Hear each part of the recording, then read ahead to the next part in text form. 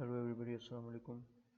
इस वीडियो के अंदर हम मॉडल व्यूज़ और कंट्रोलर्स के बारे में थोड़ा सा देखेंगे और अगर टाइम बचा तो माइग्रेशंस को भी इसी वीडियो में डिस्कस करेंगे। सबसे पहले देखते हैं, मैंने आपके लिए एक तस्वीर प्रिपेयर की है जो कि डिफ़ाइन करती है कि MVC आर्किटेक्चर बेसिकली क्या है क्या। MVC stand for M for model, C for controller and V for view. So जब भी कोई वेब रिक्वेस्ट आती है, मीन्स कि जब भी हम URL ऊपर टाइप करते हैं तो वो सबसे पहले कंट्रोलर्स में आता है। कंट्रोलर बेसिकली एक क्लास है। अगर हम प्रोग्रामिंग के पॉइंट ऑफ व्यू से देखें तो कंट्रोलर असल में एक क्लास है जिसके अंदर मुख्तलिफ मेथड्स हमने ऐड किए होते हैं। तो सबसे पहले रिक्वेस्ट आती है कंट्रोलर के पास। कंट्रोलर में हमने आइडेंटिफाई करना होता है कि ये जो रिक्वेस्ट आई है इसका हमें डेटाबेस से कनेक्शन की ज़रूरत है या नहीं है। अगर डेटाबेस से हमने कोई डाटा उठा के लाना है या कुछ वहाँ पे सेव करवाना है तो हम इस कंट्रोलर को मॉडल पे रिक्वेस्ट भेजेंगे। मॉडल भी एक अलग से क्लास है। तो कंट्रोलर से हम मॉडल को रिक्वेस्ट भेजेंगे और मॉडल हमें, अगर हमने डाटा इंसर्ट करवाना है तो हमें वो रिटर्न कर देगा वही वाला ऑब्जेक्ट जो हमने इंसर्ट करवाया है डाटाबेस के अंदर। और अगर हमें कुछ फेच करवाना है तो मॉडल क्या करेगा, डाटाबेस से सारा डाटा फेच करेगा और कंट्रोलर को वापस पास कर देगा। अब कंट्रोलर उसके बाद क्या करता है, वो जो सारा डाटा हमारे पास आ गया, अगर तो हमें डाटाबेस से कनेक्शन की ज़रूरत है तो वो सारा डाटा यहाँ से फेच करके कंट्रोलर को वापस दे देगा। तो कंट्रोलर व्यू को दे देगा, यानी रिसोर्सेज के अंदर जो व्यूज़ का फोल्डर है उसको दे देगा और व्यूज़ हमें वेब ब्राउज़र पे वो सारा डाटा शो करवा देगा। सो ये इन सब का आपस में कनेक्शन है। हम व्यू से डायरेक्टली भी व्यू के अंदर बैठ के डायरेक्टली मॉडल से भी डाटा ले सकते हैं, यानी कि डाटाबेस से डाटा ले सकते हैं, लेकिन ये अच्छी अप्रोच नहीं है और ये हमारी एप्लीकेशन को बहुत स्लो कर देगी। तो प्रोफेशनल प्रोग्रामिंग के अंदर हमने कभी भी ऐसे नहीं करना कि मॉडल और व्यू को आपस में डायरेक्ट कनेक्शन दे देना, ये कभी ऐसे नहीं करना। तो हमने हमेशा कंट्रोलर के थ्रू या तो डाटाबेस में डाटा इंसर्ट करवाना है या अपडेट करवाना है, जो भी काम करना है कंट्रोलर से मॉडल को कनेक्ट करके करना है और जो भी रिटर्न आएगा वो हमने कंट्रोलर से व्यू को पास कर देना है। तो ये एक सर्कल चला करेगा। जब भी कोई वेब रिक्वेस्ट आएगी, जब भी कोई URL ऊपर टाइप होगा तो ये सर्कल चलेगा।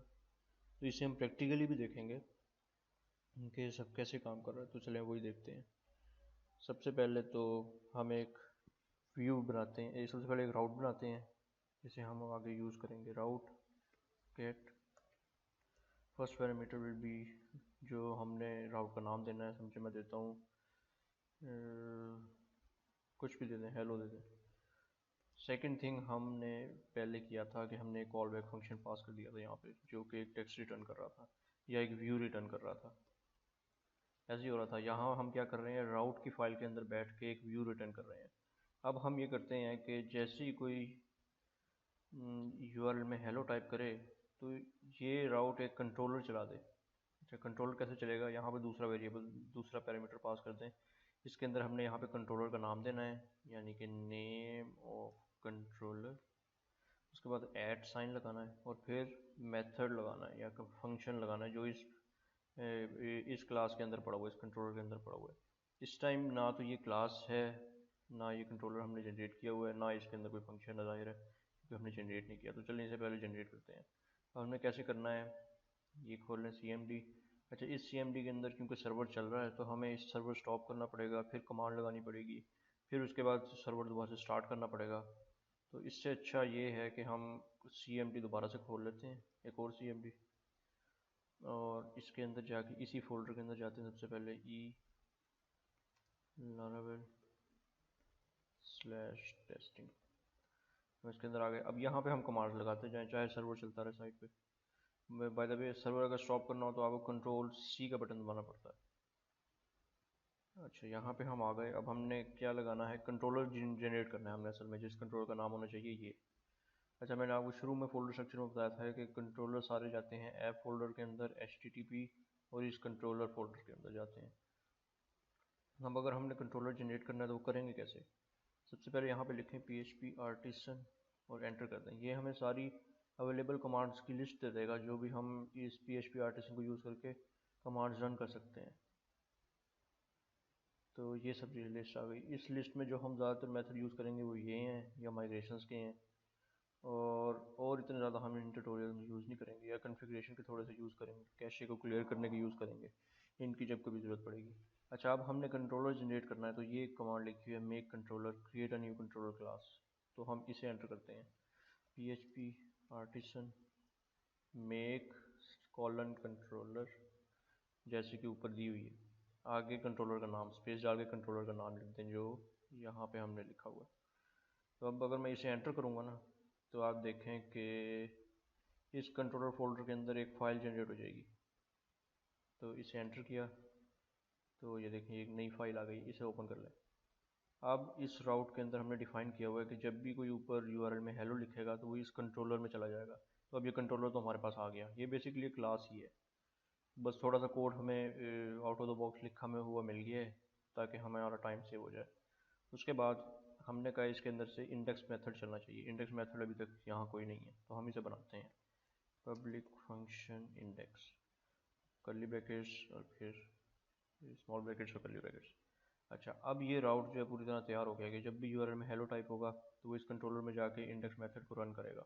अब इंडेक्स मेथड भी हमारे पास आ गया है। यहाँ से कुछ टेक्स्ट रिटर्न कर देते हैं, समझे, welcome to name of controller class. ठीक है, ये कंट्रोलर का नाम है। अच्छा, अब इसे ब्राउज़र के अंदर ओपन करते हैं, लोकल होस्ट स्लैश, क्या नाम रखा था मैंने, नाम रखा था हेलो, हेलो, और एंटर कर दें।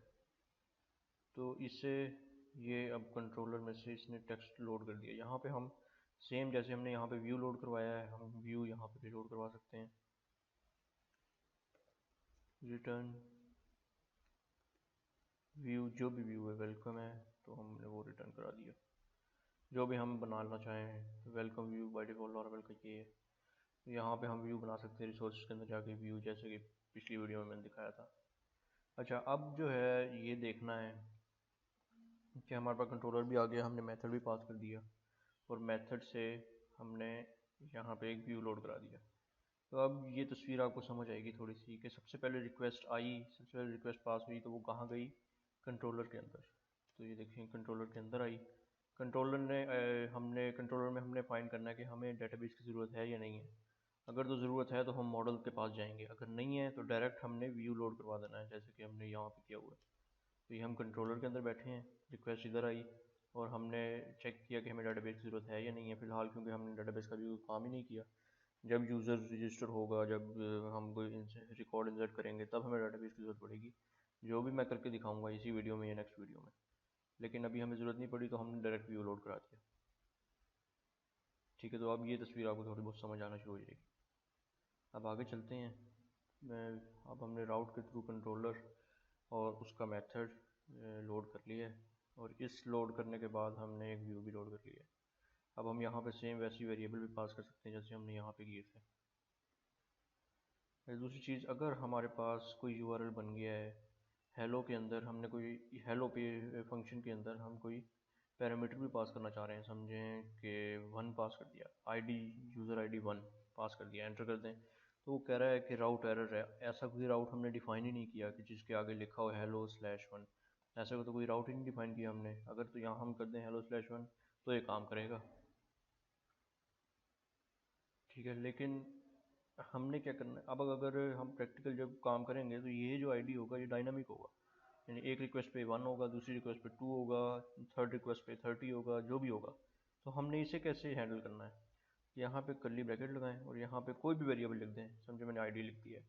अब ये ID डायनामिक हो गया, यानी कि यहाँ पे 1 आए, 2 आए, 30 आए, 40 आए, जो भी आएगा वो हम इस फंक्शन के अंदर कॉल कर सकते हैं। यहाँ पे एक पैरामीटर दे दें ID या जो भी नाम दे दें इसका। अब हम इस पैरामीटर को यहाँ पे हम यूज़ कर सकते हैं, गिवन ID इज़। अब अगर मैंने यहाँ पे 1 लिख के एंटर कर देता हूँ तो वो देखें 1 की वैल्यू आ जाएगी। यहाँ पे मैं लिख देता हूँ 40, एंटर कर दिया। यहाँ पे अगर मैं कोई टेक्स्ट भी लिख देता हूँ तो वो भी इधर आ जाएगा, ठीक है। तो इसका मतलब है हम पैरामीटर जितने मर्जी चाहे यहाँ पास कर सकते हैं। यहाँ पे मैं एक और पास कर देता हूँ सेक्शन, सपोज यहाँ पे एक और पैरामीटर दे दें सेक्शन, और यहाँ पे सेक्शन को ही ऐड कर दें फ़िलहाल। यहाँ पे ID के बाद एक और चीज़ ऐड कर दें तो देखें अब ये ZN वाला टेक्स्ट यहाँ पे शो हो गया है। इसका मतलब हम राउट के अंदर पैरामीटर्स भी दे सकते हैं और डायनामिक पैरामीटर्स हैं ये। कोई जैसे हम यहाँ पे स्टैटिक पैरामीटर पास करते हैं, ऐसी कोई चीज़ें डायनामिक हैं जो कि डाटाबेस से आएंगे। और ये भी मैंने किया नहीं है, लेकिन मैं आपको राउट डिफाइन करके दिखा रहा हूँ कि हम राउट ऐसे भी डिफाइन कर सकते हैं, और उनके जो भी वैल्यूज़ हमने यहाँ पास की होती हैं हम कंट्रोलर के अंदर उसे गेट भी कर सकते हैं और आके अपने फंक्शनैलिटी के अंदर यूज़ भी कर सकते हैं। सो इस वीडियो के लिए मेरे ख्याल से इतनी काफ़ी, अगली वीडियो में मिलते हैं। Good bye.